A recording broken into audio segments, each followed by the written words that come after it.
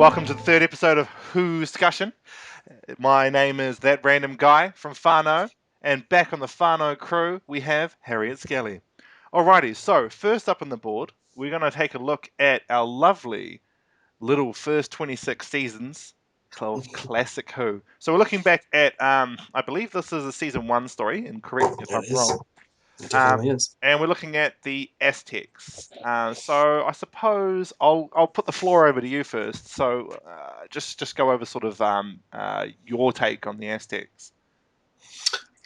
Well, it was one of the first real, well, other than other than the cavemen, one of the and of course Marco Polo, but it's the real uh, first past real intense event, past time stuff, where the Doctor is the first time really that the Doctor is faced with the concept of if he changes anything, things could go terribly, terribly wrong in the future. And his companions figure that out quite in the hard way, even. Um, so, yeah. Still got Ian, Barbara, and Susan on board. That's, of course, how it was originally gone down. Um, do we want to do a mild synopsis of the whole thing? Well, Spoilers for anyone who hasn't seen yeah. Spoilers for anyone who hasn't seen a 50-year-old story. Um, it. uh, but yeah, I just sort of echo what you've just said there. It's the first time fixed points are pretty much brought up, where the Doctor has actually laid down the laws of Gallifrey, though both the name of his home planet and the name of his people are never actually uttered during the Hartnell run. It's definitely something that you know that you know that he knows these are the laws that cannot be changed, and I just love the way Hartnell delivers that to Barbara. They cannot be changed. Trust me, I know, I know. And so you sort of get the idea, especially when you add New Who and older, well, latter Classic Who episodes to the mix, you find out that this is what they call the fixed point, which means the entire Aztec history has to be fixed so that the Spanish come and decimate their culture. Which means that the conquistadors are a fixed point of human history. One of the most like violent invasions ever is a fixed point in time. Well, I mean, if it wasn't, the Doctor would most definitely come around and try and stop that sort of stuff Yeah, from yeah. happening. So it does make sense to say a fixed point in time. I think in terms of progressing the narrative as a whole, I feel this really changed the game because the Doctor had rules now, like proper Yeah, rules, and not just the Doctor, but Doctor Who, the show as a whole, finally was like, hey, there are rules. You can't just willy nilly do stuff. This isn't as fantastical as some people may have thought it to be. Though mm, Doctor Who does definitely have fantasy elements, it's just not, you can't willy nilly do stuff and it's be all happy Larry at the end. Um, yeah, yeah, but going back to what you've suggested, a synopsis, I suppose the most breakdown is they end up in the time of the Aztecs. Barbara's, if I remember correctly, they think Barbara's like the mother goddess. they think that she's some form of goddess, Yeah, at least in human form, and they think that they have to sacrifice her, and it, it's obviously that's probably the origin for that whole sacrifice the woman to release the god in her yeah, story. yeah, yeah. Like that's like they made that up, and that's the first time it ever shows up in human history for reals. So, um, so yeah, they try to do that, and then everyone's realizing that's probably not a good way to go. But originally, of course, she doesn't. They didn't originally want to sacrifice her. Originally, they just thought that she was a god and she'd come to rule over them. As you do. As Just you do. a white woman shows up and you just wanted to rule over you. That's how Yeah, it goes. yeah. But Um, and Susan, if I remember correctly, Susan gets trained to become a priestess of their religion. I think so. Yeah, I Yeah, think yeah, they'll. it was quite interesting, and Susan's really on board for it for some reason. It's really Yeah. random. That's something I actually really like about Susan's character as a whole, and I don't think they did it enough, to be honest. Is her willingness to learn. I think that's probably why she was introduced as a student. She was like, um, Mm. she was essentially the original companion. Like Ian and Barbara are far more knowledgeable about sort of interpersonal things than Susan is. Yeah, And yeah. Susan, being an alien, that sort of interpersonal barrier, and she's learning to overcome these things. And inevitably, she falls in love with a human. And Mm. so and that's the thing, and it's definitely something that she's learned in conjunction with traveling with these humans is the learning to accept their culture essentially. Mm. They're a bit of a set of hairless apes, but we got there in the end. We got there in the end. Uh, but yeah, so essentially, Barbara's quite sad that they couldn't really do anything. Something I will note for this episode is just how crazily violent it was, and Oh it yeah. was very reminiscent of what I liked about that is they were being factual. The Aztecs, Mm. it was a violent culture. I mean, there's no Yeah. denying that. Um, Mm. They were going to stake her and burn her yeah, on yeah, top of yeah. the I just, pyramid. Like that's what but they were going to do. I love that guy that kept wanting to beat up Ian, and Ian was just ruining his day every Yeah. single time. And then I can't Ian believe it. kills him. I can't believe that Ian like actually took on an Aztec, like a trained warrior, and Ian just boom. No. Bro, I just love it when they're trying to get to the TARDIS and he's in the way, and Ian's like, "Bro, I don't want to have to end you, but I have to end you, bro." And then he just biffs them off that pyramid. That guy's like, "Ah! This time the pyramid's called a master, but ah!" Like getting a history lesson as he's falling to his death, like. Yeah. And I just find it very interesting because it's sort of glossed over this, like the fact that Ian had to take this man's life. Like Yeah. they don't dedicate any time to like talking about the consequences of him straight murdering this guy. And I feel it's very of the time, very '60s masculinity, like Yeah. a product of the late '50s. No, it was. It was. It The totally was. It masculine. was.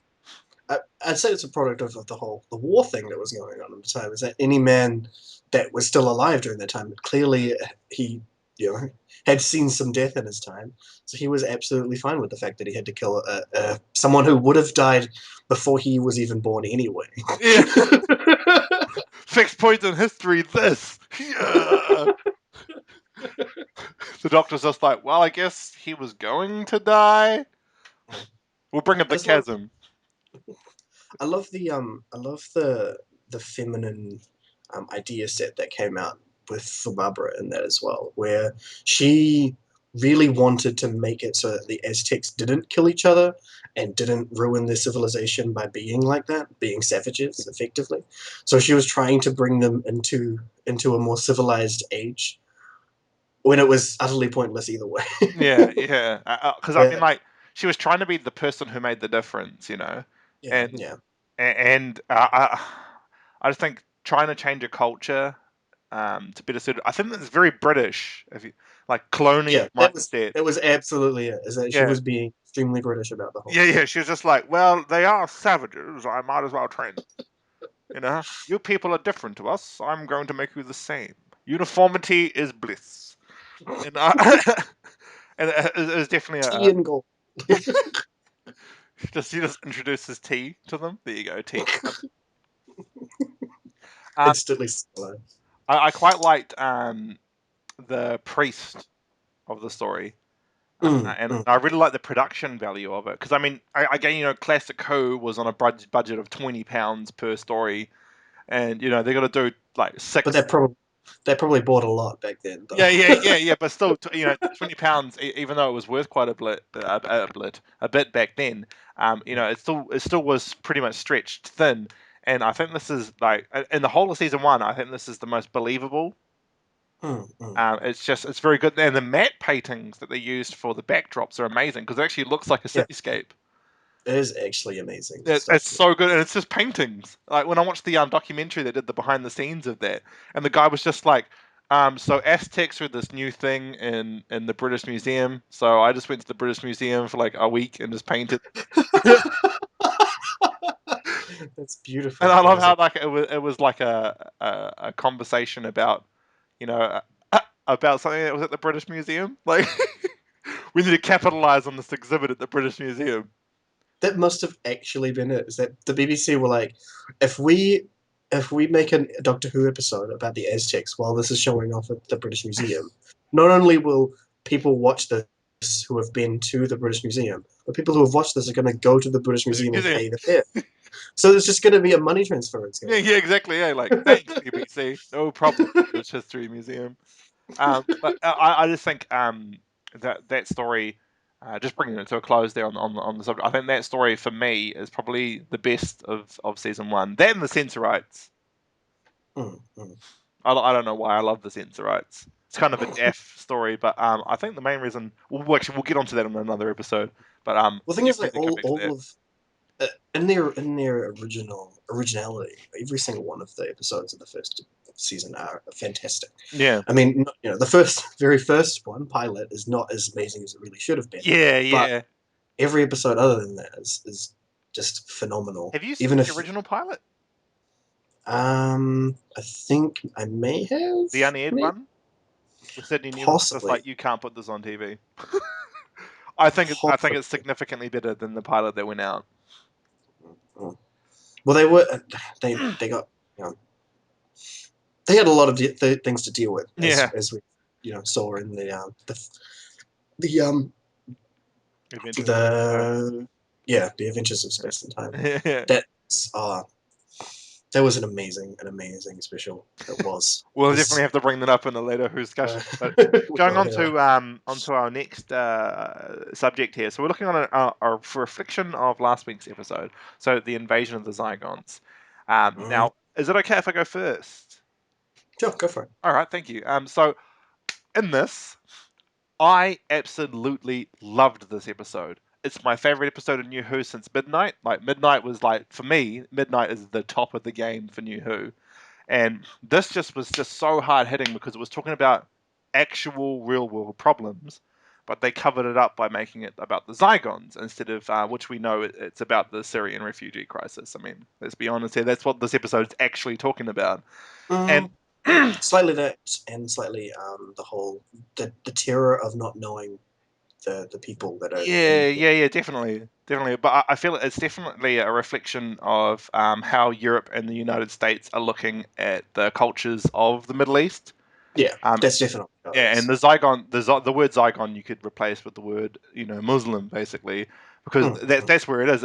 It's the fear of this other culture, and it really shouldn't be there. And that's why that's why I love this because the doctor's like, "Why are you so scared of this?" And the doctor's okay with it. mm. That's why I love Yeah, in this episode. There's uh, Kate's just like, "Oh, there's this like weird sort of thing going on between us and the Zygons," and the doctor's just like, "It's called peace."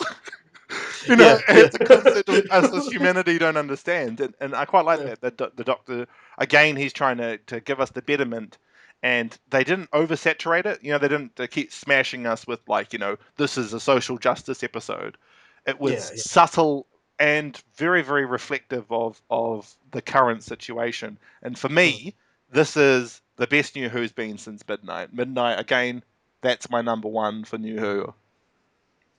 That's definitely fair enough. It is a brilliant episode. There's so many of the characters that we've had before.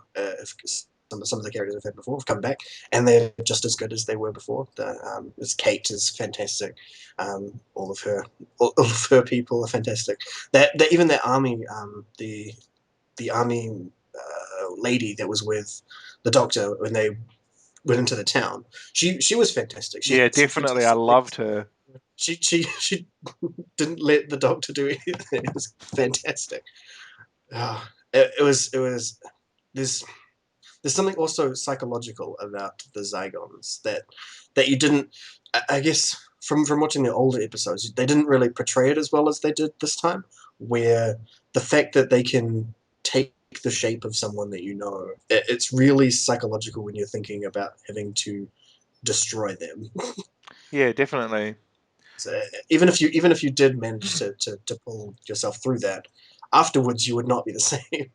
Even if you go back and actually see the person that they took control of, that they took the form of, even if you knew that they were still alive, it would still not sit right with you. Yeah, definitely. I think that Zygon that chose that soldier's mother, I think, was real good. Mm-hmm. And definitely played with that because the Zygons have evolved essentially in a year, which is quite interesting. and they've evolved in a way that they don't need a synaptic connection anymore. They simply need to look at you, and they can go into your memories, which is an incredibly unsettling concept, mm, and mm, and take on the form of people you love, and use that as a weapon. Like you said before, it is psychological. It's psychological warfare. It's mm, way past anything I think humanity's ever tried before, which is using your mind as a weapon and not mm. telekinesis. Yeah, this is just thinking, taking your memories away. Yeah, And then, of course, there was that one comment in there where it's like, ask her something that only she would know. It's like, well, I think it's able to go into your mind to pull yeah, her image out. It would be able to go into her mind to. yeah, exactly. And I can't remember who said it, but I believe the longer they have around you, the more memories they can pull as well. So she would have just Yeah, got yeah. more and more like his mother, to the fact that it would have been indiscernible which one was his mother and which one was the Zygon. Mm. And Well, it, at least for him yeah, anyway. yeah, yeah, For one exactly. of his movies, yeah. And Mm-hmm. then when the other Zygons come out, and they don't say it outright, which is good. Show don't tell is a good way of storytelling, in a visual Mm-hmm. medium, where they come out and you just assume essentially that these people are loved ones of the other soldiers, and you just Mm. get that. You don't need somebody to say, "Oh, this is my loved one as well." You're like, Yeah, especially when the child walks out, you just like know that that's some yeah. person's daughter, and you're It's like just that's like, not cool. yeah, like, man, using that as a weapon. And the thing is, this is something Doctor Who villains have done in the past, where they treat humans' ability to be empathetic as a weapon. Mm, Even mm, Davros in the first two episodes of the season is just like, bro, caring is evil. It's yeah. more evil than my Daleks. It's more powerful than my Daleks. It's a weakness. And this episode really hits that home. And I don't know if that was on purpose, but I think if it was on purpose, that's unbelievably amazing story arc building. Mm. I Using that. definitely think that is on purpose. I'll go into that more in the uh, talking about the second episode of Mm-mm. that two-parter, because I'm sure it's definitely going to play a part in the next set. But in the notions of characters, anyway, talking about Kate, the Mm. Brigadier's daughter. Who Uh, originally appeared in spin-off material. oh yeah. Yeah, and the new Who made her canon. I quite like that about Stephen Moffat's run. He's trying to make a lot of spin-off material canon, which is It is incredible. very good. It is very good. Yeah, Kate. I see Kate as very much her dad, Yeah, yeah. but also very much not her dad. Like Mm. she's trying really hard to be more on the Doctor's team than the Brigadier ever was, which is funny considering the Brigadier was always on his team. But it's even more so. Like she's trying to take every piece of advice that the Doctor can give her, rather than how the Brigadier pulled it, where he was trying to use the Doctor as a tool instead. So, but she's still very much a dad in the ways that she acts, just Yeah. going gun ho and just so good, so good. But of course, that's what I want to how I want to move on to the next one. The next topic is the Brigadier, of Yeah. course. Yes. Yes. So if we can move into that, Yeah. Yeah. um, Definitely. Definitely. So the the way that. Brigadier Alistair Lethbridge Stewart. Um. So he was one of the longest serving companions. He like excuse me. He like Clara would later go on to do, had an adventure with all of the classic Doctors, Hmm, which was very good. Though with the classic for Colin Baker's run, he only really has an adventure with him in the should not be named 30th anniversary. Um, which, if you think the 50th was bad, go back and watch the 30th, people. Um, and Brigadier is great because he's not always, like you said before, he's on the Doctor's team, but he's not always on the Doctor's side. hmm, hmm, And I think that's something that's very powerful in terms of storytelling, because he's essentially the Doctor's best mate. yes. There's Liz, there's Joe, there's later on Sarah, but you know he always is his mate, but they don't always agree, and that's a sign of true friendship as well, is because you and your bro are or your chiquette, and are never going to always agree on stuff. But Yeah, yeah, you're still mates by the end of it, and I feel though they weren't going for any sort of like buddy cop scenario, especially with the John Pertwee run, yeah. there was definitely a lot of getting to know each other, and I quite like that the Doctor was especially during the Patrick Troughton stories, the Doctor and the Brig never got along. Mm. They barely ever saw eye to eye. It Yeah, was yeah, uh, it definitely gave something to them. And then when they find him as Pertwee, they didn't. He was one of the first people to be like, "I don't believe that this is the Doctor. yeah, yeah, yeah, I've seen him before. This is crazy." But, no, I'm actually the yeah, yeah, yeah. Doctor. Brigadier, old chap, do I know you? So really, the Brigadier is one of the first, one of the first companions that fully understands how his regeneration works as well. That it's not just a different face; it's a whole different person, and he meets multiple versions of him, Yeah, not just the first one in on the video screen, of course, yeah. and then all the other ones as well.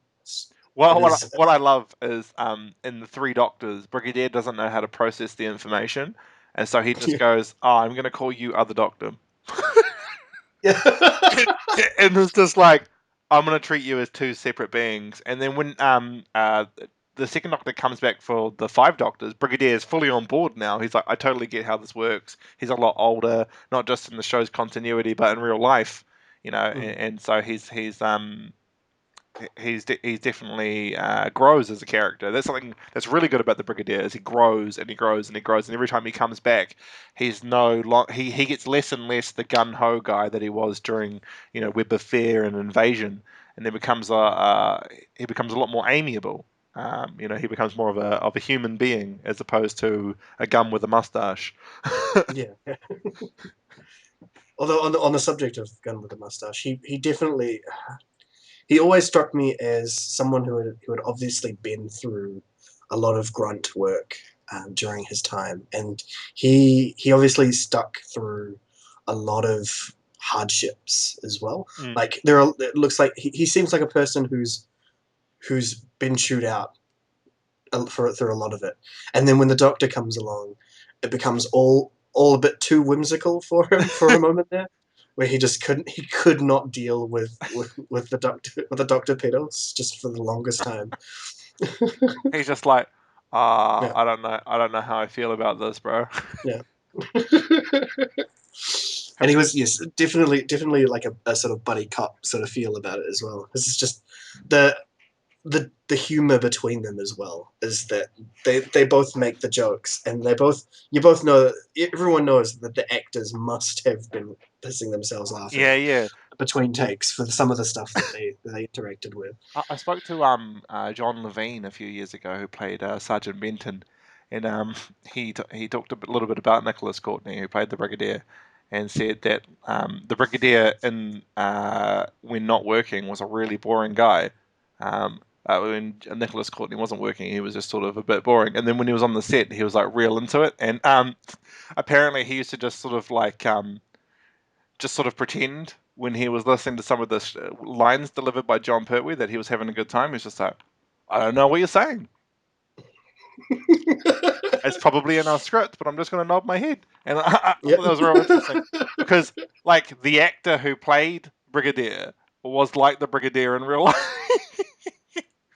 And I was like, that's so cool, and I feel that's probably why the character was so strong because Mm, it was reflective of the actual actor's mind space at the time. yeah. Yeah. There's definitely a lot of the way that the Doctor's companions and even the Doctor works is that a lot of the time the actors are method acting this Yeah, stuff where they're bringing their own parts in, and they've got into the character so much. That's why they're so likable, so real, because of the way that they do that. But I mean, this is just general English acting. yeah, yeah. But The English are in a league of their own, mate. They're just very good, very good. Um, uh, the Brigadier, I find quite interesting. because he he retires and then he goes straight back to being with you. Yeah. He's like, I can't stay retired, eh? Especially in Yeah. Battlefield, which apparently was meant to be the Brigadier's last story. It was originally scripted that the Brigadier died in Battlefield, but I think it was Sylvester McCoy who said you can't do that. It No. was like you can't kill off the Brigadier. He needs to be available for further episodes, and it was quite good. The Brigadier is quite interesting because in the 40th anniversary special, Zagreus, um, the Eighth Doctor's TARDIS actually takes on the form of the Brigadier in the Mm. Zagreus Mindscape, and so irreflective of how much the Brigadier has an influence in the Doctor's life or lives, essentially, it's quite good. It's quite good, detrimental to Nicholas Courtney's performances and just the unit family worked. To be honest, and I feel It really did. when Tom Baker came along, and I've heard in the grapevine from John Levine and other actors who were in Classic Who that it was Tom Baker who wanted the unit family gone. And I was just like, that's a bit ratty. And a lot of people, even Baker himself, have said that during the 70s he wasn't the nicest fellow to work with. And it's really This sad. angry face. Yeah. This angry face is at you, Tom Baker. Ah, yes, Tom Baker.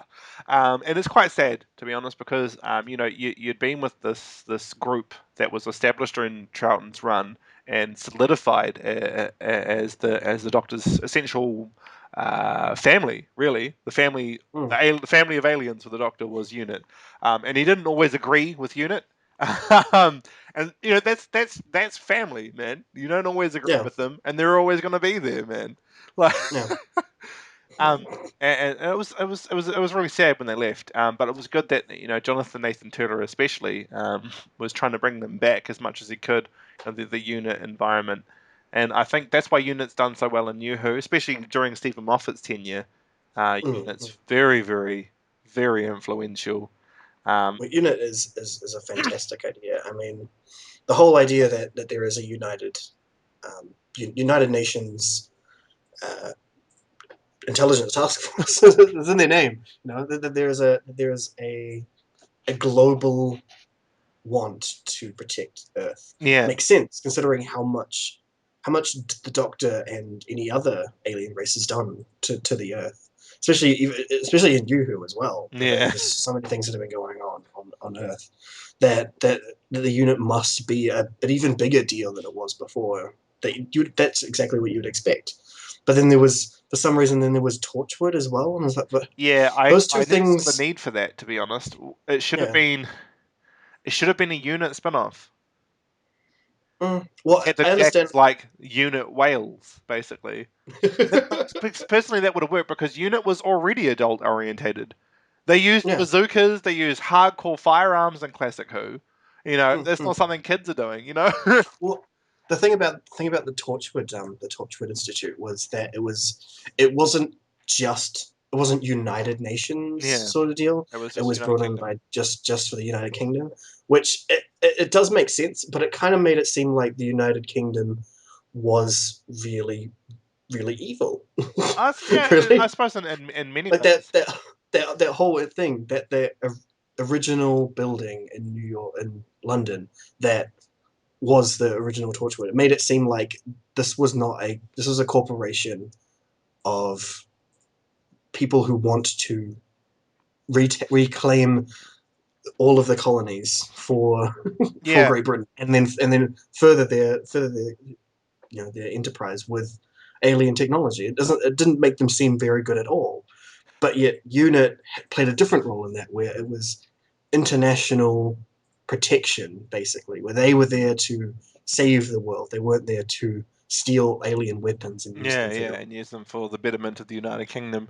own. What's real interesting though is if you look at Queen Victoria historically speaking, she was really into the advancement of mankind. She's behind the Crystal Palace. She's behind the Industrial Revolution. She's essentially the godmother of the Industrial Revolution. Cheers, by the way, Victoria. And then to have her make it so that it's the text just for the United Kingdom, I don't see that as historically accurate. I'm not saying Who's very historically accurate, when especially New Who. New Mm. Who's pretty bad. Um, I just think for her as a historical figure, it didn't make sense. Personally, Tooth and Claw should have been a birth of the United Nations Intelligence Task Force, and New Who they're Yeah. called the Unified Intelligence Task Force. They're not even called United Nations, so it could have been interesting to have it that originally they were called Unified, and then NATO later became United Nations. Boom, Yeah. United Yeah. Nations, and then post the 80s back to Unified. And a lot of Mm. corporations have done that, gone, changed their name over the years and then gone back to their original name. Yeah. And I Yeah. think it would have worked better. You wouldn't have had the stupid thing that was in like season 2 of Torchwood when was it 2 or was it season 1? One of the seasons, the first 2 seasons, the Torchwood locked themselves inside Torchwood, and they call up the police department of Cardiff to come unlock them. I don't They're meant remember to that. be. Oh no, That it I happened. think that sounds like something I would have completely not wanted in my brain Yeah, anymore. So. the thing is, it happens, and they call up the cops, and the cops let them out. And the thing is, they're meant to be a secret. Yeah. And I was just like, look, man, if you're not even going to stick to it being a secret, because I mean, it's not a secret. It's really, really stupid. Especially season 3, it's just like Torchwood was never a secret, basically. And then I'm No. just No. like, why wasn't it just the unit? Mm. It just should have Mm. been unit. It should have been Tooth and Claw. Well, I It should have mean, been like, I'm going to put together a task force for this, blah, blah, blah, blah. And then later on, it's just like Captain Jack works for the mm. Unified Intelligence Task Force. Well, even if Torchwood was a separate task force as part of UNIT, Yeah, yeah, that would have exactly. made sense. That Torchwood was a separate part of it, designed for creating weapons. That would make sense. That Torchwood, although it was part of UNIT, was more on the weapons front rather than being complete separate entities. Yeah, That would definitely make a lot of it would sense. have been a lot better. I think that was a real. I think it was a missed the mark really. When it comes to a lot of Russell's errors like that though. A lot of Russell's error is missing the mark. Not anything against Russell T Davies, because I mean, like, he gave us Midnight and season 3 of Torchwood, both Yeah, amazing pieces of storytelling. But I just yeah. feel that he sort of fluffed things around a bit. Well, Yeah. he's like a really massive, fantastical firework that goes off, and then it hits a couple of buildings on the way out, and then it's still pretty, but it didn't quite do what it was supposed to do. Well, this is bringing us back on point. Predictions for the Zygon inversion. Yes, yes, yes. So what was I saying in the last one that we should leave to this one? The Zygon invasion. Yeah, something about the fact that they can Grab uh, memories. grab memories. I think it was something like that. That they're going to be able to to pull things out of the Doctor's brain as well. Possibly other companions of all things. That could be quite interesting if that happens, of course. Yeah. They're pulling out of Clara's brain, and considering Clara is supposed to have been seen the Doctor in all other forms, they could possibly do that sort of stuff as well. Um, they I have a feeling that there's probably going to be some sort of Kate Zygon interaction where one of them turns into a likeness of her dad as well. Well, that'd be interesting. They'd have to rely on CGI. Well, even if just like in the shadow, Ah, in a yeah. to see the likeness I of suppose they could do a back shot and have someone wearing his beret that he wore yeah, at yeah. Battlefield and the Sarah Jane and Smith adventures. Just something just in some way enough for us to know that it's him and for enough for her to know that it's him and she just breaks down something like that. Yeah. I can imagine that happening. That no, not him, no. Oh, So especially since the brig never blew up. When the brig mhm. became a Cyberman, he never blew up. Yeah, exactly. So the brig's still alive. Mm, mm.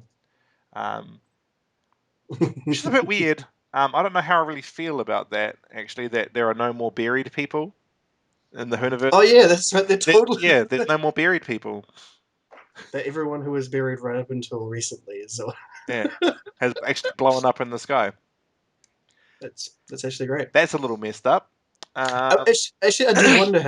how Earth and the Doctor universe is dealing with that. Actually, the fact that most of the graves that people go to worship, people their bodies are not there anymore. Yeah, So how do these people how are they dealing with that?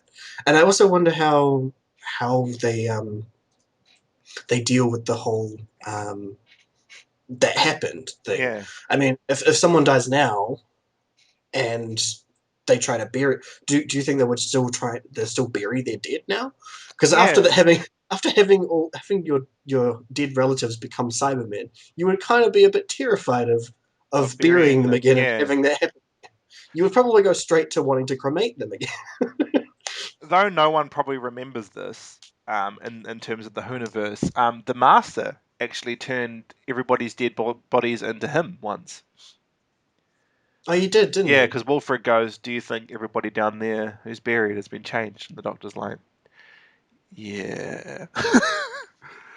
And he's just like, "Well, you've got to kill him, Doctor. He's evil." Well, they turned back Yeah, they and did stuff. turn back, but I mean, it's not the first time New Who's gone ahead and desecrated the And memories of their dead loved disagree, ones. disagree. Yeah, it's kind of a bit messed up. But going back to the Zygon inversion, I I would like what you said before about Clara knowing all the doctors for the Zygons to use it as a weapon, man.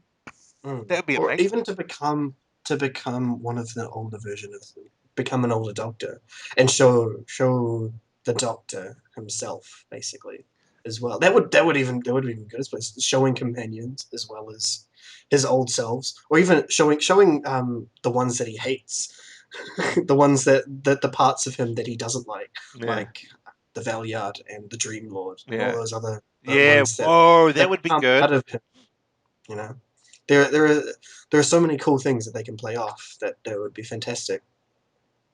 That would be great to not even show like incarnations, but the weird and morphed variants of himself. Maybe even the Watcher, um, Yeah, yeah.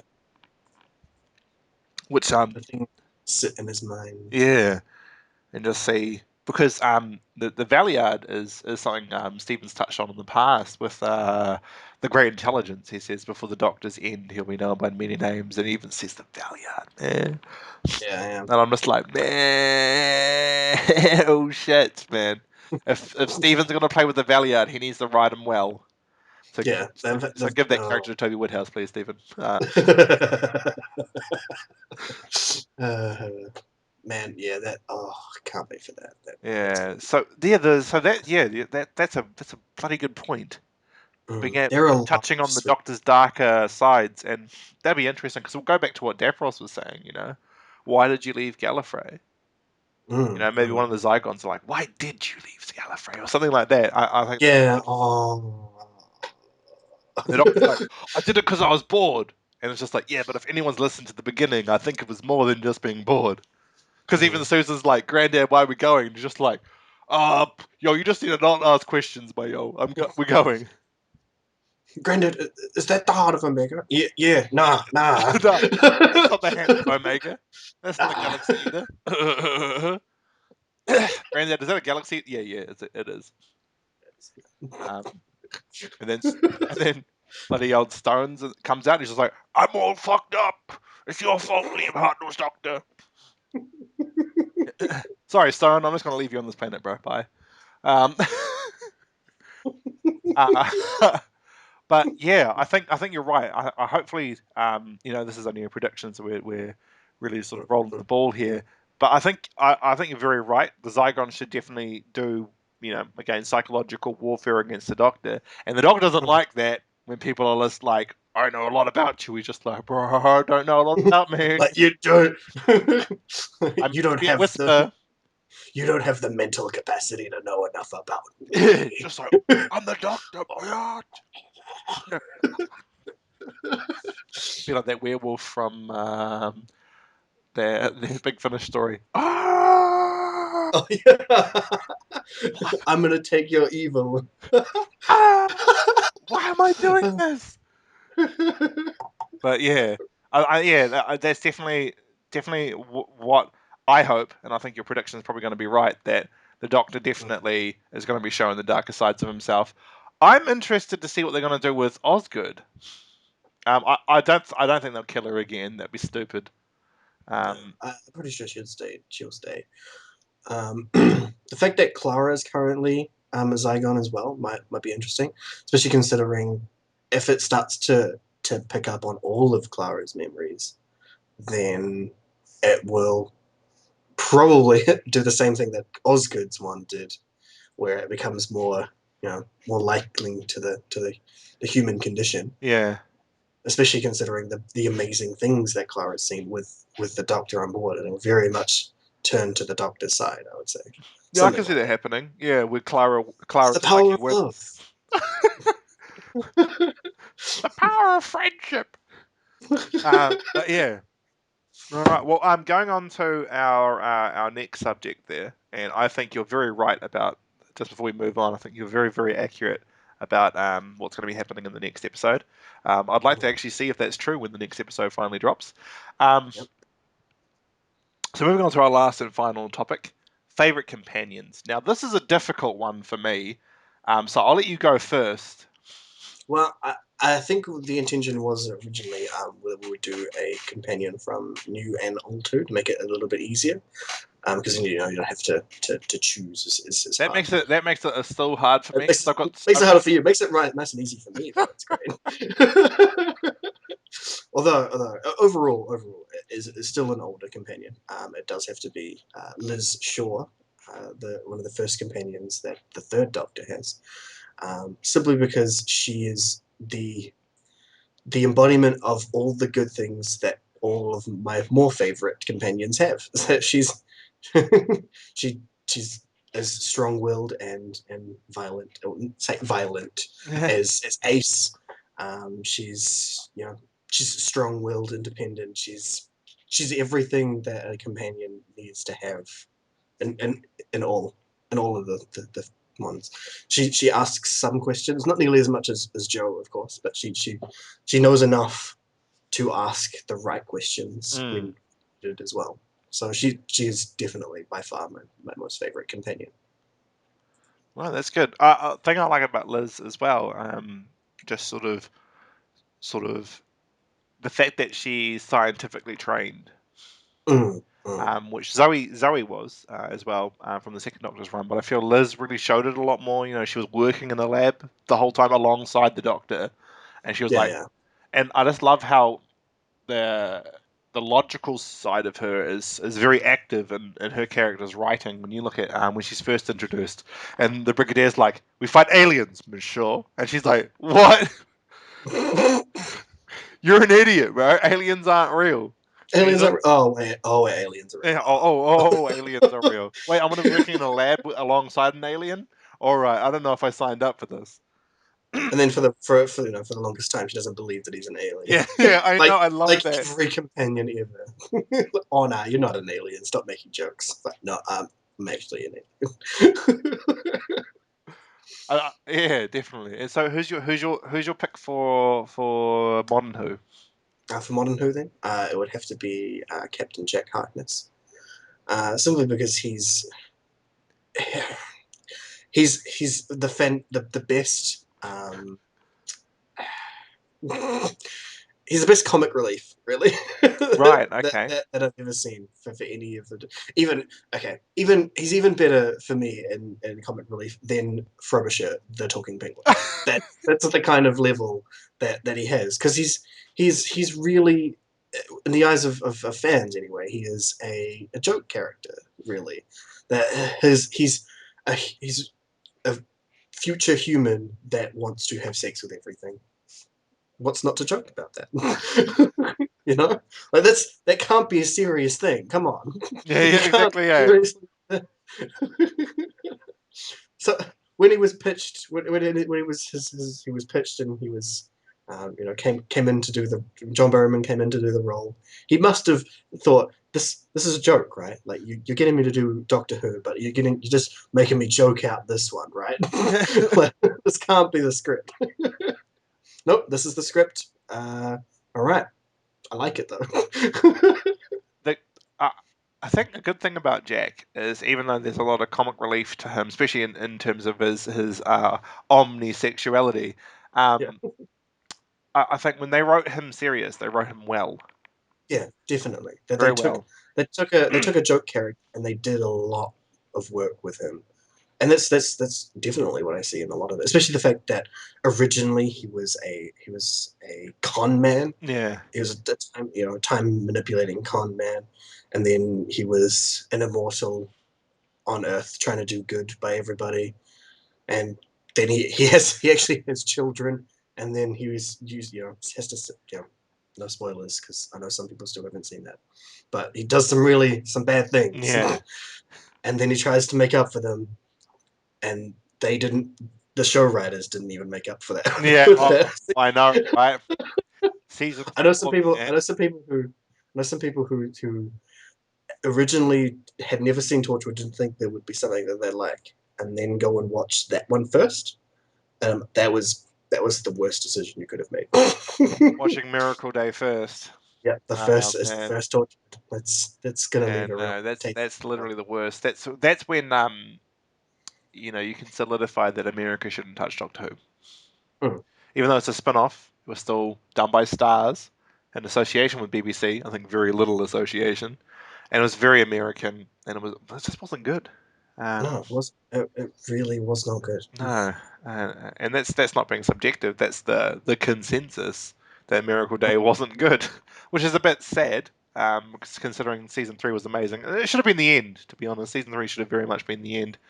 But Mm. yeah, I, I I do like Captain Jack as much. I like Captain Jack as his own personal character as well.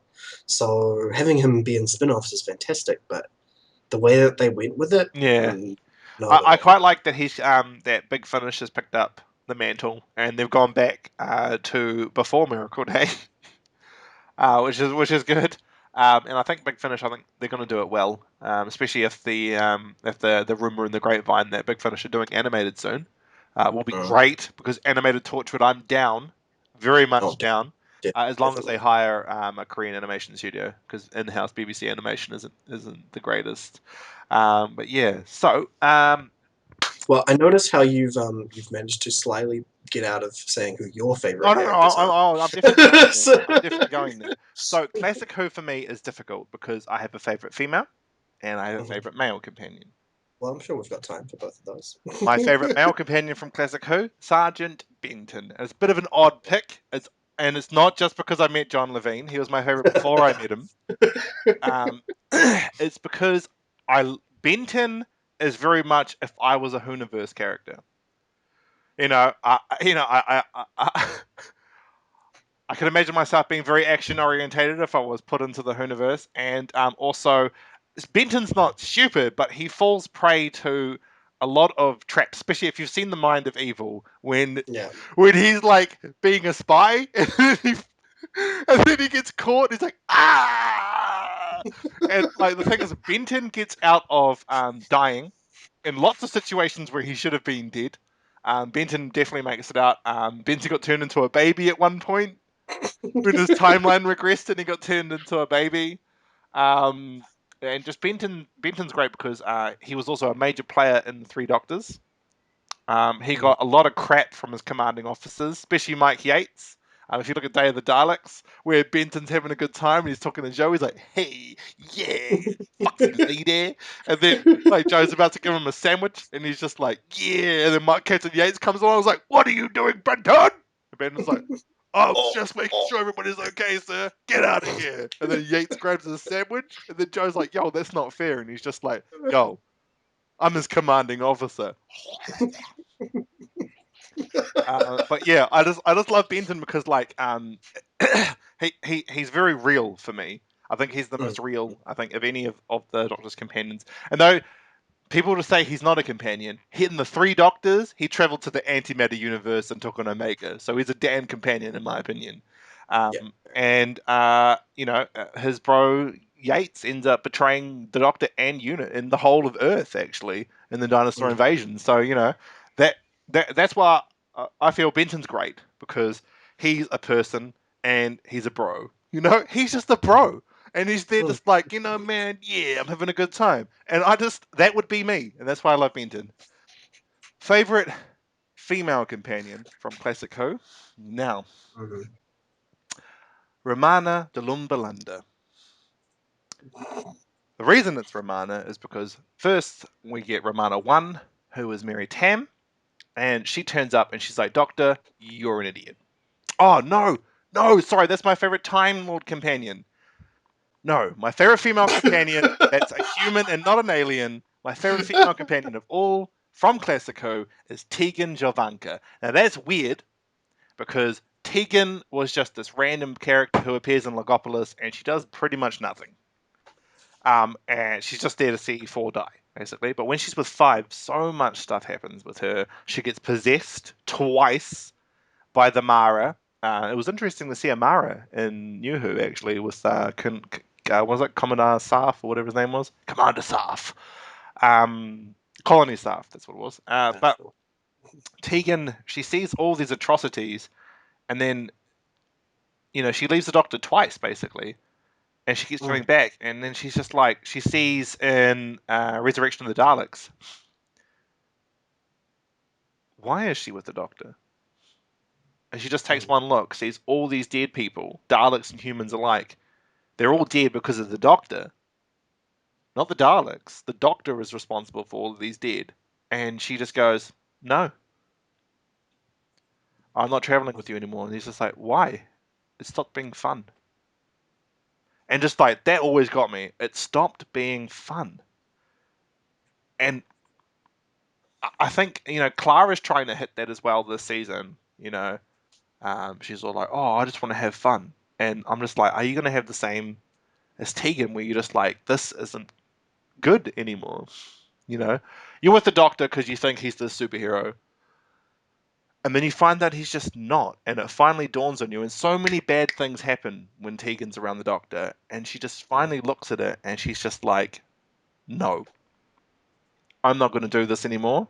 I don't know if I'm going to be a flight attendant. I don't know what the hell I'm going to do with myself, but I'm definitely not hopping in their box with you. No. And she walks away from it all, and that is great. Romana was a bit unfair. I shouldn't have mentioned her. I really like her as like an alien companion because she's Yeah. just, as an alien companion she's great because she shits on the Doctor's day.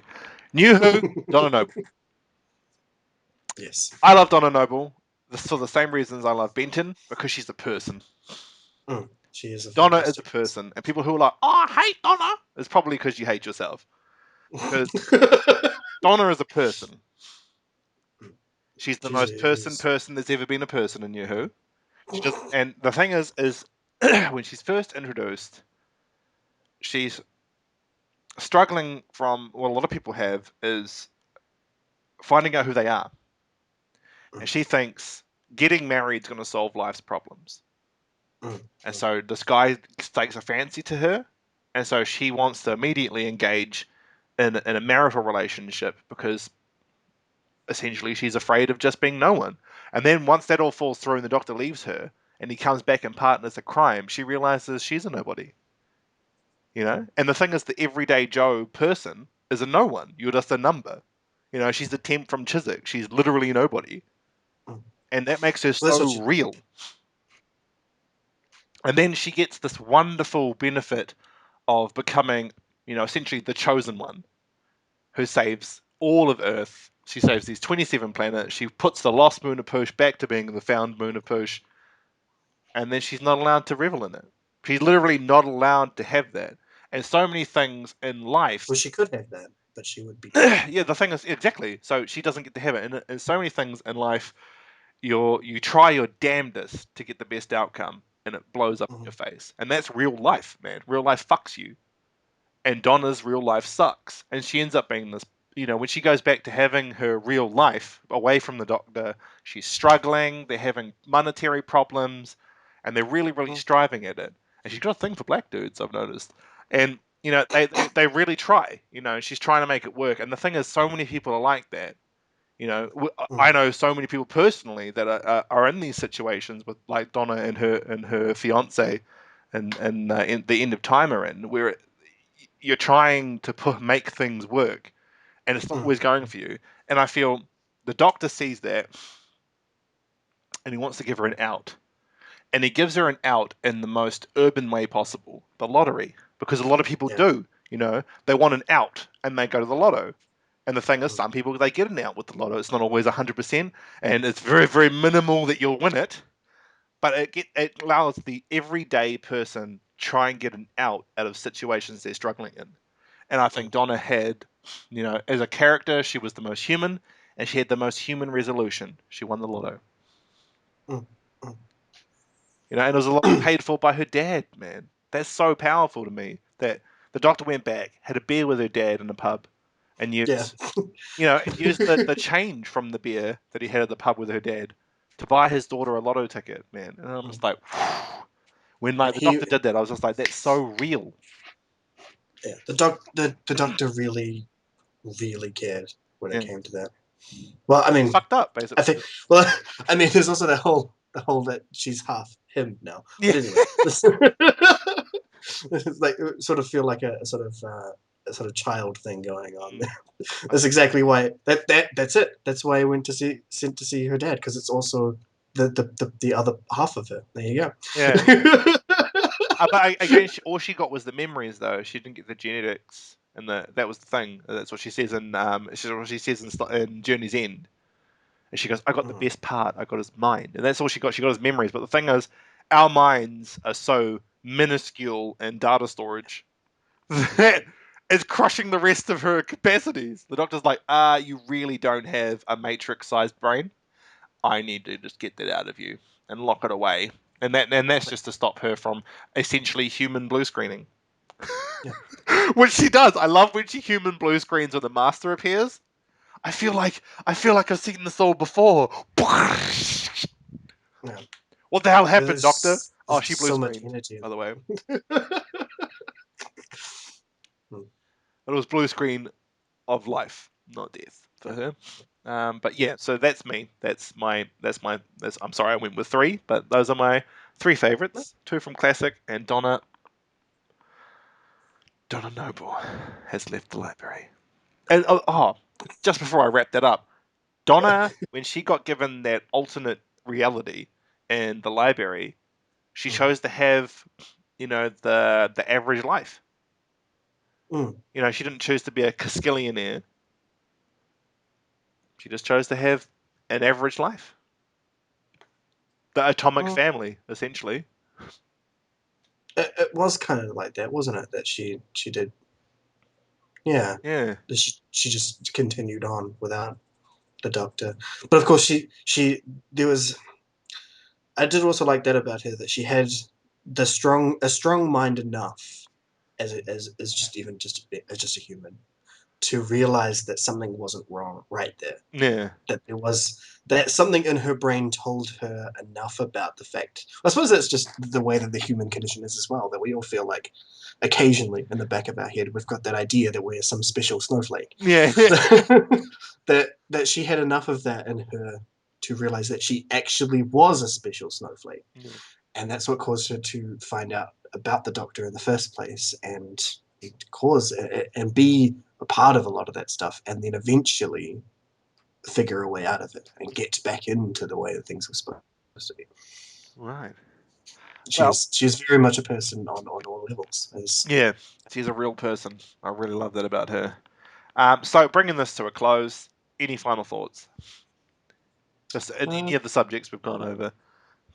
no, no, Well, my final thought no is get Geneva on the line. kitchen for a little. Doctor, I've got to tell Geneva what's going on. What do I tell them? I'll tell them me and my previous incarnations are sorting out the antimatter universe. I'll tell them I don't know.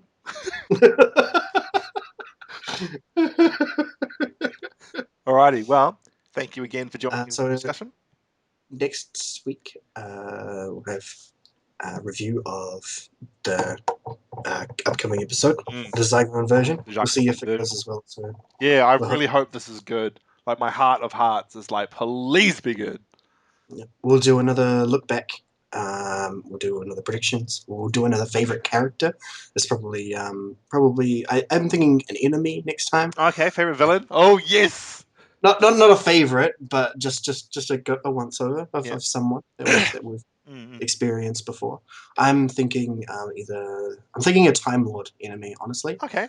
So either the Rani, the Master, or the Time Middler. I love how your brain went Uh, instantly to Rani first. So I think we're going to be doing the Rani by the sounds of things. all right, all right.